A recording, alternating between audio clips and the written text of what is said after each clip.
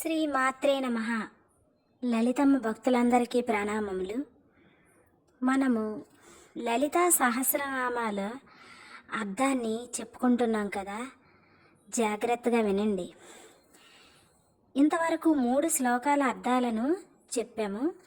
ఇప్పుడు 4వ శ్లోకం చదివి దాని అర్థాన్ని చెప్తాను, జాగ్రత్తగా వినండి. చెంపకాశోక పున్నాగ సౌగంధికలసత్కచ కురువింద మణిశ్రేణి కనత్కోటీరమండిత. చెంపకాశోక పున్నాగ సౌగంధికలసత్కచ అనగా సంపంగి, అశోక, పున్నాగ, సౌగంధి మొదలైన పుష్పాల చేత పరిమళ భరితమైనటువంటి కేశాలు అనగా జుట్టు కలిగి ఉన్నటువంటిది అమ్మ. దేవి యొక్క కేశాలను ఈ పుష్పాలు పరిమళ భరితం చేయుచున్నాయని అర్థం. నిజంగా నాకు ఒక అనుభవం చెబుతాను, వినండి.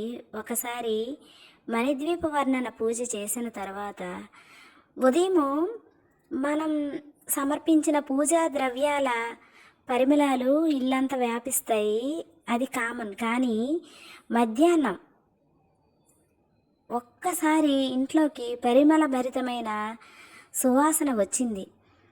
అప్పుడు నేను అనుకున్నాను, అమ్మ వచ్చి ఉంటుంది ఇంట్లోకి, అమ్మ కేశాలు పరిమళ భరితంగా ఉంటాయి కదా అనుకున్నాను.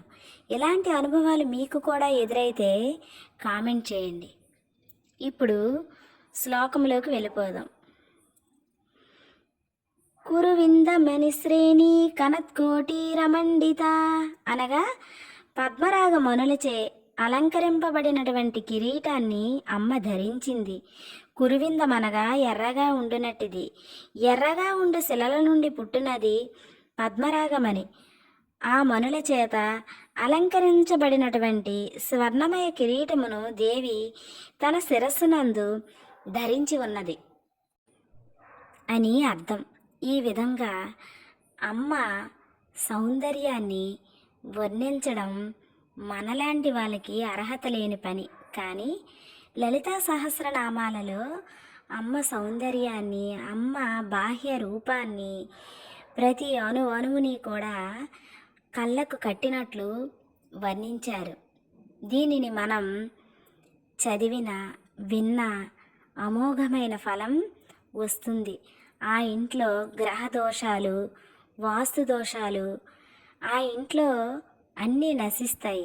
అలాగే ఏదైనా చెడు జరగకుండా ఇంట్లో సాఫీగా జీవితం సాగిపోతుంది, అంతా మంచే జరుగుతుంది.